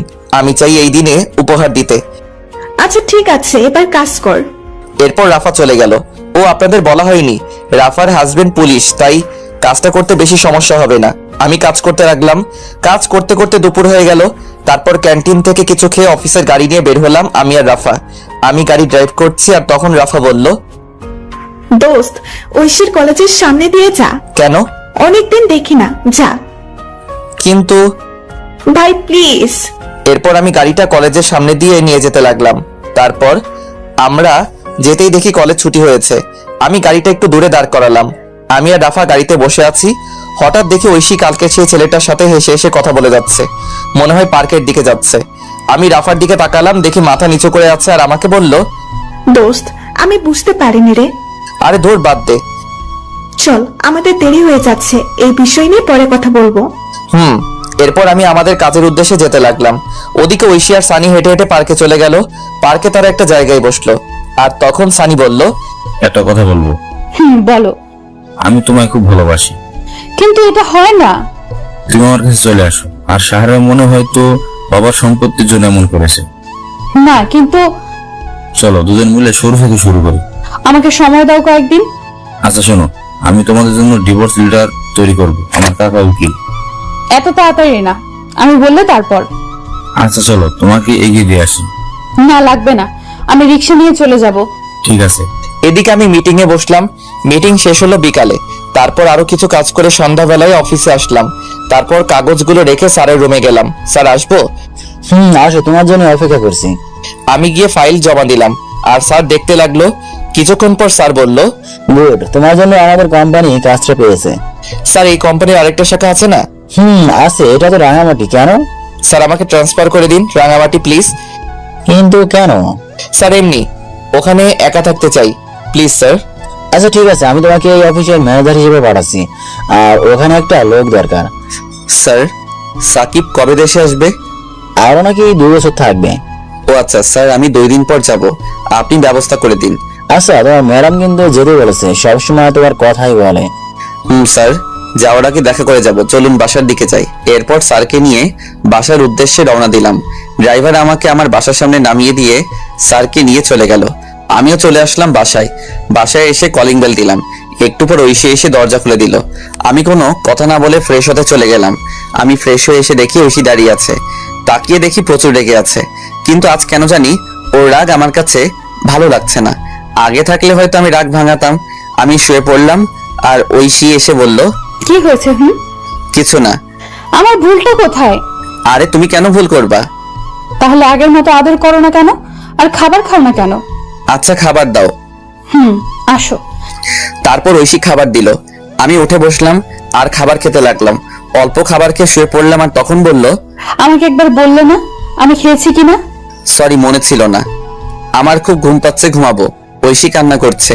আমি মনে মনে বলতে লাগলাম, কেন এই মিথ্যে নাটক করছো? সরাসরি বলে দিলেই তো পারো। আমি আর তোমাকে বেশি দিন জ্বালাবো না। তোমার জন্মদিনের শ্রেষ্ঠ উপহার আমি দিব, যেটা তুমি চাচ্ছ, তবে সারা জীবন দূর থেকে ভালোবাসবো। এসব ভাবতে ভাবতে ঘুমিয়ে পড়লাম। আর মাঝরাতে ঘুম ভেঙে গেল। পাশে দেখি ঐশী ফোন টিপছে। আমি হালকা উকি দিয়ে দেখি কারোর সাথে চ্যাট করছে। আমার তখন মনে হচ্ছিল আমি একটা অপদার্থ, নিজের বউ অন্য কারোর সাথে চ্যাটিং করছে। এর চেয়ে কষ্ট আর কি হতে পারে? আমি চুপচাপ কান্না করতে লাগলাম। নিজের সবটা দিয়ে ঐশীকে ভালোবেসেছিলাম, কিন্তু ঐশী এতটা নিচে নামতে পারে আমি কখনো কল্পনা করতে পারিনি। কি দোষ আমার? আমি তো ভালোবেসেছিলাম। সেই রাতে আর ঘুম হলো না। রাত প্রায় 4টার দিকে ঐশী ঘুমিয়েছে, আমি ঘুমাইনি। আমি ফজরের আজানের সময় উঠে চুপচাপ রেডি হয়ে নিলাম। তারপর রেডি হয়ে বাসা থেকে বের হয়ে নামাজ পড়ে পার্কে কিছুক্ষণ হাঁটাহাঁটি করে সকালে নাস্তা করে অফিসে চলে আসলাম। অফিসে এসে কাজে মন দিলাম। আর একটু পর রাফা আসলো আর আমাকে বলল, দুপুরে থানায় যেতে বলছে। তার মানে একদিনের মধ্যে কাজ শেষ? দেখতে হবে না জামাইটা কার। আমি আজকে চলে যাব রাতে। আজকেই যেতে হবে? কালকে তো ঐশীর জন্মদিন। আর শোন, ঐশী যে ছেলেটার সাথে কথা বলে তার নাম সানি, বাসা এই জায়গায়। আরে ওই ছেলের ঠিকানা দিয়ে আমি কি করব? তবুও জেনে রাখ, আর ছেলেটা ভালো না। ও শোন, তুইও সাথে যাবি থানায়। না, আচ্ছা ঠিক আছে, এখন কাজ কর। এরপর রাফা চলে গেল আর আমিও কাজ করতে লাগলাম। কাজ করতে করতে দুপুর হয়ে গেল। তারপর স্যারের রুমে গেলাম। স্যার বলল, এই না তোমার টিকিট, ভোর 4টায় বাস ছাড়বে। আর এই যে ফাইল, আর এখানে তোমাকে রাজু নামে একটা ছেলে রিসিভ করবে। ওকে স্যার, এই নিন এই মাসের সমস্ত হিসাব, আর পিয়নের দিকে একটু খেয়াল রাখবেন, লোকটা সুবিধার না। আচ্ছা, আর যাওয়ার সময় আমার বাসা হয়ে যেও। ওকে স্যার, যাই তাহলে। এরপর স্যারকে বিদায় দিয়ে রাফাকে নিয়ে থানায় আসলাম। থানায় এসে সোজা ভাইয়ার কেবিনে গেলাম। দেখি ভাইয়া কাজ করছে। আমাদের দেখে ভাইয়া ভিতরে যেতে বলল। আমরা গিয়ে বসলাম আর উনি বললেন, শাহরিয়ার, এই নাও ফাইল। এখানে সমস্ত সম্পত্তির কাগজপত্র আর দলিল আছে। আর ঐশীর কাকা কাকি এখন জেলে। আমি ফাইল নিলাম আর বললাম, ধন্যবাদ ভাই। এবার বলো কি খাবে? আজকে বাসায় চলো, তোমার খবর আছে। আমি কি করলাম? তখনই রাফা চলে গেল। আমি বললাম, ভাই রেগে আছে কেন? কালকে বাসায় যায়নি? ও আচ্ছা, আর ভাই আজকে রাঙামাটি যাচ্ছি। ও আচ্ছা, আর খুব তাড়াতাড়ি যাচ্ছে হওয়া। তাই নাকি? এই রাফাকে বলবে না, আমি গিয়ে সারপ্রাইজ দিব। ওকে তাহলে যাচ্ছি, আর দোয়া চাই। ওকে, আল্লাহ হাফেজ। এরপর বিদায় নিয়ে চলে আসলাম। আমি আর রাফা অফিসে আসলাম।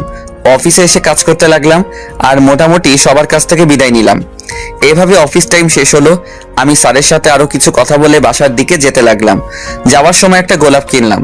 বাসায় যেতে প্রায় সন্ধ্যা হয়ে গেল। আমি গিয়ে কলিং বেল দিলাম। তারপর ঐশী এসে দরজা খুলে দিল। আমি গোলাপটা আগেই লুকিয়ে রেখেছি। আমি চুপচাপ ভিতরে চলে গেলাম। ভিতরে গিয়ে ফাইলটা আলমারিতে রেখে ফ্রেশ হতে চলে গেলাম। ফ্রেশ হয়ে এসে দেখি আজকে আর তেমন কোনো কথা বলছে না। হয়তো এতক্ষণ এই ছেলের সাথে কথা বলছিল আর আমি এসে বিরক্ত করলাম। আমি ভাবলাম এখন বাসায় কি করব, তাই ভাবলাম বাহির থেকে হেঁটে আসি। যেই ভাবা সেই কাজ। আমি বাহিরে চলে আসলাম। আমি চাচার দোকানে আসলাম।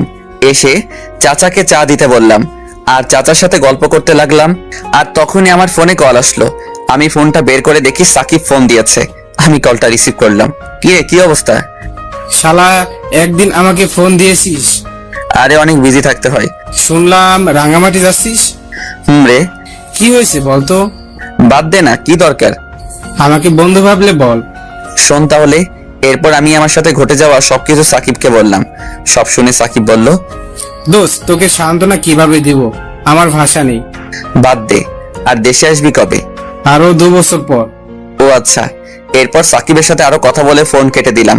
আর চাচার সাথে কথা বলতে বলতে রাত 10টা বেজে গেল। আমি চাচাকে বিদায় দিয়ে বাসার দিকে যেতে লাগলাম। আমি রাস্তা দিয়ে হেঁটে যাচ্ছি আর তখন দেখি কিছু ছেলে একটা ছেলেকে মারছে। আমি তাদের কাছে গেলাম। আমি কাছে গিয়ে দেখি এটা সানি, যে ঐশীর সাথে কথা বলে। আমি পিছন ফিরলাম আর মনে হলো আজকে যদি আমার ভাইকে মারতো তাহলে কি আমি চলে যেতে পারতাম? না, ছেলেটাকে বাঁচাতে হবে। এই বলে আমি অন্য ছেলেদের মারতে লাগলাম। একসময় ছেলেগুলো দৌড়ে চলে গেল আর আমি পাশে তাকিয়ে দেখি সানি দাঁড়িয়ে আছে।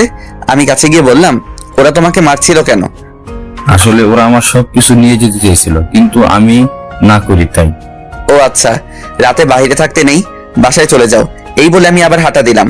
এদিকে ছেলেটা মনে মনে ভাবছে, শাহরিয়ার বা সত্যি খুব ভালো মানুষ, আজ ওনারা না থাকলে আমি হাসপাতালে থাকতাম। এসব ভেবে চলে গেল বাসায়। আমি বাসায় এসে কলিং বেল দিলাম, কিন্তু আজ ঐশী একটু দেরিতে দরজা খুললো আর হাতে দেখি ফোন স্ক্রিন অন করা। আমি আর না তাকিয়ে বিছানায় শুয়ে পড়লাম। আর তখন আমায় বলল, খাবার খাবে না? না। আগে বললে কি হতো, তাহলে রান্না করতাম না। সরি। ভালো লাগে না নাটক। চুপ করে রইলাম। আমি একসময় ঘুমিয়ে পড়লাম। আর যখন ঘুম ভাঙলো তখন দেখি রাত 3টা বাজে। আমি পাশে তাকিয়ে দেখি ঐশী ঘুমিয়ে আছে। আমি ঐশীর ফোনটা হাতে নিলাম আর চেক করলাম, কিন্তু পাসওয়ার্ড দেয়া আগে তো আমার নাম ছিল, তাই আমার নাম দিলাম, কিন্তু পাসওয়ার্ড ভুল দেখাচ্ছে। আমার আবার মনে হলো সানির নাম দেওয়ার জন্য। আমি সানির নাম দিলাম, দেখি লক খুলছে। ফোনে লক খুলতেই আমি অবাক, কারণ ওয়ালপেপারে সানির পিক। আমার ইচ্ছে করছে ফোনটা ভেঙে ফেলতে। নিজের ভালোবাসার মানুষের ফোনে অন্যের পিক, তাও আবার ওয়ালপেপারে। আর পাসওয়ার্ড, বাহ কি সুন্দর। আমি চ্যাটিং চেক করলাম, দেখি রাত 1:34 পর্যন্ত কথা হয়েছে। আমি ফোনটা রেখে দিলাম। তারপর টেবিলে বসলাম আর একটা কাগজ দিলাম আর লিখতে লাগলাম, পাগলি, তুই যখন এই চিরকুটটা পড়বে তখন আমি অনেক দূরে থাকবো। তোমাকে অনেক ভালোবেসেছিলাম, নিজের সবটা উজাড় করে দিয়েছিলাম, কিন্তু যেদিন দেখলাম তুমি অন্য কারোর সাথে পার্কে বসে আড্ডা দিচ্ছ, তখন মনে হয়েছিল আত্মহত্যা করি, কিন্তু কেন করিনি জানো? ওই যে মহাপাপ, এর জন্য বেঁচে আছি। এত ভালোবাসি তবুও বুঝলে না। আর হ্যাঁ, আমি তো তোমার যোগ্য না। আমার চেহারা খারাপ আর আমি তোমার থেকে অনেক বছরের বড়। তোমার সাথে আমার মিলে না, কিন্তু তুমি যদি প্রথমে না করতে তাহলে এত কষ্ট হতো না। আমি ভুলছিলাম। তোমার বাবার সম্পত্তি তোমায় ফিরিয়ে দিলাম, ফাইলে সব আছে, পারলে সেখানে চলে যেও। আর সানি ভালো ছেলে, তার সাথে নতুন জীবন শুরু করো। দোয়া করি তোমাকে ডিভোর্স দিতে পারবো না, তবে এটা ভেবো না আমি কোনোদিন স্ত্রীর অধিকার নিয়ে সামনে আসবো না। আমি তো ভুলেই গিয়েছিলাম, তুমি তো এখন আর পিচ্চি বউ নেই, তুমি এখন অনেক বড় হয়ে গেছো। ইচ্ছে করছিল শেষবার জড়িয়ে ধরতে, কিন্তু অধিকারটা আর নেই। পাগলি রে, খুব ভালোবাসতাম তোকে, নিজের খেয়াল নিও আর সানিকে কষ্ট দিও না। ছেলেটার বয়স অল্প, হয়তো সামলাতে পারবে না। চলে গেলাম বহু দূরে, এখানে তুমি নামক কেউ থাকবে না, আর নিজের স্বপ্ন পূরণ করবা। আর লিখতে পারছি না, ভিতরটা ফেটে যাচ্ছে। তুমি আমার আদরের পিচ্চি বউ হিসেবে থাকবে। আল্লাহ হাফেজ, ইতি পাগল। আমি চিরকুট লিখে চোখ মুছে ব্যাগ গুছিয়ে নিলাম, আর আমি রেডি হয়ে আলমারি থেকে ফাইলটা বের করে চিরকুটটা পাশে রাখলাম, আর গোলাপটা চিরকুটের উপর রেখে একবার ঐশীর দিকে তাকালাম। দেখি বাচ্চাদের মতো ঘুমিয়ে আছে, দেখতে খুব সুন্দর লাগছে। মনে হচ্ছে কপালে একটা ভালোবাসার পরশ এঁকে দেই, কিন্তু না, সব ইচ্ছে কি আর পূরণ হয়?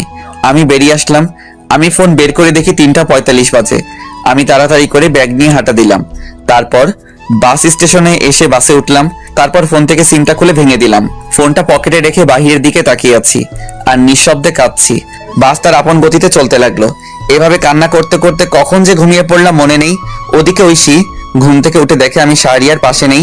তারপর উঠে টেবিলের কাছে গিয়ে দেখি চিরকুটের উপর গোলাপ রাখা। ঐশী কৌতূহল হলো, তাই চিরকুটটা পড়তে শুরু করলো। চিরকুটটা পড়া শেষ করে নিশ্চুপ হয়ে গেল আর কান্না করতে লাগলো। আর বলতে লাগলো, আমাকে মাফ করে দাও, আমি বুঝতে পারিনি। এই কথা বলে চিরকুট বুকে জড়িয়ে বসে কান্না করতে লাগলো। আর তখনই তার ফোনে কল আসে। দেখে সানি কল দিয়েছে। ঐশী ফোনটা অফ করে দিল আর কান্না করতে লাগলো। এইভাবে অনেকক্ষণ সময় চলে গেল। ঐশী ভাবলো শাহরিয়ারের অফিসে যাবে, সেখানে কোনো খবর থাকবে। হয়তো ঐশী তাড়াতাড়ি করে রেডি হয়ে অফিসে চলে গেল। আর যেতেই রাফার কাছে গেল, কারণ ঐশী আগে থেকে চিন্তা। গিয়ে দেখে রাফা কাজ করছে। রাফা, আসবো? আরে ঐশী, আসো বসো। ঐশীকে বসলো আর বলতে লাগলো, আপু শহরের কোনো খোঁজ জানেন? যেই ছেলেটা তোমার জন্য বাড়ি ছেড়ে তোমার হাত ধরে চলে আসছে আর সারাদিন কষ্ট করে তোমাকে সুখে রাখতে চাইছে, আর সেই তুমি এতটা নিচে নামতে পারলে? কান্না করছে। পবিত্র ভালোবাসা ছিল শাহরিয়ারের। ওর মতো স্বামী থাকতেও তোমার অন্যজনের সাথে। শাহরিয়ার তো তোমাকে মুক্ত করে দিয়ে গেছে, তুমি সানির সাথে ভালো থাকো। আপু, আমার পায়ে ধরি প্লিজ, ও কোথায়? এই বলে ঐশী রাফার পা জড়িয়ে ধরলো।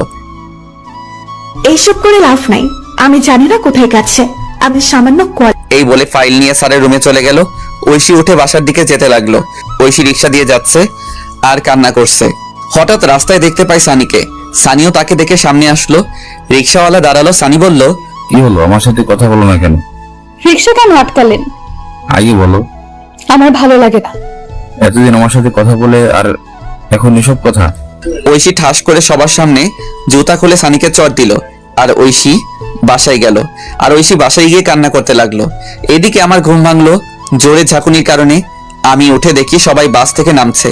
আমি পাশে সাইনবোর্ড দেখলাম, দেখে আমি চলে আসছি রাঙামাটি। আমি ব্যাগ নিয়ে বাস থেকে নামলাম। নেমে একটা ফাঁকা জায়গায় এসে স্যারের দেওয়া সেই ছেলেকে কল দিলাম। কল দিতেই সাথে সাথে কল ধরলো আর বলতে লাগলো, ভাই আপনি কোথায়? আমি তো বাসের সামনে। আমি বাসের পিছনে আছি, তুমি এদিকে আসো। তারপর একটা ছেলে আসলো আর আমাকে বলল, আপনি শাহরিয়ার রহমান? তুমি রাজু? ভাই চলেন। এরপর আমি ছেলেটার সাথে যেতে লাগলাম। একটু পর একটা গাড়িতে উঠলাম। রাজু গাড়ি চালাচ্ছে, আমি চুপচাপ বসে আছি। আমার শুধু ঐশীর কথা মনে পড়ছে।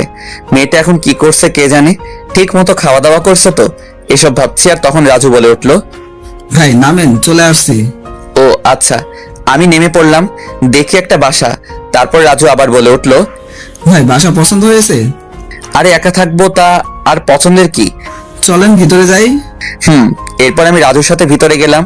ভিতরে গিয়ে সব দেখতে লাগলাম। বাসাটা ভালো, সবকিছুই আছে। এরপর রাজু বলল, ভাই তাহলে আজকে যাচ্ছি। কিন্তু রান্না করার জন্য কে থাকবে? সরি ভাই, নিজে করতে হবে। আচ্ছা সমস্যা নেই, তাহলে যাচ্ছি। তাহলে আর এই নিন গাড়ির চাবি। আমার গাড়ি লাগবে না, অফিসের গাড়ি অফিসের থাক। তবুও ভাই, আমি এই অফিসের ম্যানেজার। আমার গাড়ি চালাতে ভালো লাগে না, তাছাড়া এই ভাঙা গাড়ি তো না। ও আচ্ছা, আমি বাইক কিনবো ভাবছি। আচ্ছা যাই তাহলে। এরপর রাজু চলে গেল। আমি ব্যাগ রেখে ফ্রেশ হয়ে নিলাম। তারপর রেডি হলাম বাইরে যাওয়ার জন্য। আর সন্ধ্যা হয়ে গেছে, তাই ভাবলাম রাতের খাবার খেয়ে আসি। আমি রেডি হয়ে হাঁটতে হাঁটতে কাছাকাছি একটা বাজারে আসলাম। বাজারে এসে নতুন সিম নিলাম। তারপর একটা হোটেল থেকে এক প্যাকেট বিরিয়ানি নিয়ে বাসার উদ্দেশ্যে রওনা দিলাম। হেঁটে হেঁটে যাচ্ছি কারণ সন্ধ্যার প্রকৃতি খুব সুন্দর, তাও আবার রাঙামাটি, চারদিকে সবুজ আর সবুজ আর ছোট আঁকাবাঁকা রাস্তা, হেঁটে যেতে ভালোই লাগছে। আমি আসার সময় সিমটা ফোনে ভরলাম আর ফেসবুক ডিঅ্যাক্টিভেট করে দিলাম, আর গ্যালারি চেক করে দেখি ঐশীর একটা পিক রয়েছে। আমি তো সব পিক বাসে ডিলিট করছিলাম, হয়তো এটা ভুল করে রয়ে গেছে। আমি পিকটার দিকে তাকিয়ে হাঁটতে লাগলাম। পিকটা দেখে ঐশীর ওইসব ঘটনা মনে পড়ে গেল আর পিকটা ডিলিট করে দিলাম আর বলতে লাগলাম, পাগলি রে, একদিন পাগলের মতো খুঁজবি, তখন বুঝতে পারবি কি ছিলাম তোর জীবনে। কিন্তু সেদিন আমার এই ভালোবাসাটা নাও থাকতে পারে। এইসব ভাবতে ভাবতে বাসায় চলে আসলাম। বাসায় এসে ফ্রেশ হয়ে খাবার খেয়ে নিলাম। খাবার খাওয়ার সময় ঐশীর কথা মনে হচ্ছে, কারণ ঐশী যে আমাকে খাইয়ে দিত। তবুও কষ্ট করে খেয়ে শুয়ে পড়লাম। শরীর ক্লান্ত থাকায় চোখ বন্ধ করতেই ঘুমিয়ে পড়লাম। সকালবেলা ঘুম থেকে উঠে ফ্রেশ হয়ে রেডি হয়ে নিলাম, তারপর অফিসে যেতে লাগলাম। রাস্তায় তেমন গাড়ি নেই, আমি হেঁটে হেঁটে যাচ্ছি। কিছুক্ষণ হাঁটার পর দেখি একটা অটো আসছে, আমি অটোতে উঠে পড়লাম। তারপর অফিসে চলে আসলাম। অফিসে আসতেই সবাই আমাকে অভিনন্দন জানালো। আমি সবার সাথে কৌশল বিনিময় শেষে কেবিনে গেলাম। কেবিনে গিয়ে বসতেই রাজু আসলো আর বলল, স্যার আসবো? আসো, আর আমাকে ভাইয়া রাখবে। ভাই এই যে ফাইল, একটু দেখেন। আর শোনো, অফিস শেষ হলে দেখা করবে। আচ্ছা ভাই। এরপর রাজু চলে গেল। আমি ফাইল দেখতে লাগলাম আর তখনই একটা মেয়ে আসলো। স্যার আসতে পারি? আসুন। মেয়েটি এসে আমার কাছে ফাইল দিল। আমি মেয়েটির দিকে তাকালাম, দেখলাম মেয়েটা প্রেগনেন্ট আর বয়স প্রায় আমার সমান হবে। আরে আপনি এই অবস্থায় অফিসে কেন? ছুটি নিলেও পারতেন। সমস্যা নেই স্যার। আপনার নাম কি? জি যারা। ও আচ্ছা, আপনাকে ছুটি দিয়ে দিলাম, আজ আপনি বাসায় চলে যান। ধন্যবাদ স্যার। স্যার বলে ডাকবেন না, ভাই বললে খুশি হব। আচ্ছা ভাইয়া। আমি রাজুকে বলে দিচ্ছি, ও আপনাকে নামিয়ে দিয়ে আসবে। তার দরকার নেই। আরে কি বলেন, যেটা বলছি এটাই শেষ কথা। এরপর আমি ফোন দিয়ে রাজুকে বলে দিলাম। তারপর আমি আমার কাজ করতে লাগলাম। কাজ করতে করতে কখন যে দুপুর পার হয়ে বিকাল হয়ে গেল। তারপর আমি উঠে বের হলাম আর তখন রাজু বলল, ভাই অফিস তো শেষ, আপনি বলছিলেন দেখা করতে। একটা বাইক কিনবো, চলো ব্যাংকে যাই। এরপর রাজুকে নিয়ে ব্যাংকে গেলাম। আমার কিছু জমানো টাকা ছিল, আমি টাকাগুলো তুলে নতুন বাইক কিনলাম। বাইকটা বাংলাদেশে নতুন আসছে, এটা এত বছরের সঞ্চয় দিয়ে কিনলাম। অনেক দিনের শখ ছিল নিজের টাকায় বাইক কিনবো, তাই খুব খুশি হলাম। আমাকে খুশি দেখে রাজু বলল, সত্যি ভাই, নিজের টাকার বাইক কিনলে ফিলিংসটা অন্যরকম লাগে। এরপর রাজুকে বিদায় দিয়ে আমি রাতের খাবার বাহির থেকে খেয়ে বাসায় চলে আসলাম। এভাবে বেশ কিছুদিন চলে গেল। এখন আর ঐশীর কথা মনে হয় না, কারণ অফিসের সবার সাথে বন্ধু হিসেবে কথা বলি আর আড্ডা দিই। কিন্তু একদিন আমি অফিসের শেষ করে রাতে বাসার দিকে যাচ্ছি। নীরব রাস্তা, তেমন কোনো মানুষজন নেই। আমি হেডফোন কানে দিয়ে আনমনে বাইক চালাচ্ছি। হঠাৎ রাস্তার পাশ থেকে একটা মেয়ের চিৎকার আসছে। আমি বাইকটা ব্রেক করলাম আর সামনে গেলাম, আর গিয়ে দেখি অফিসের সেই মেয়ে যারা প্রসব বেদনায় চিৎকার করছে। তাই আমি তখন বললাম, আপনি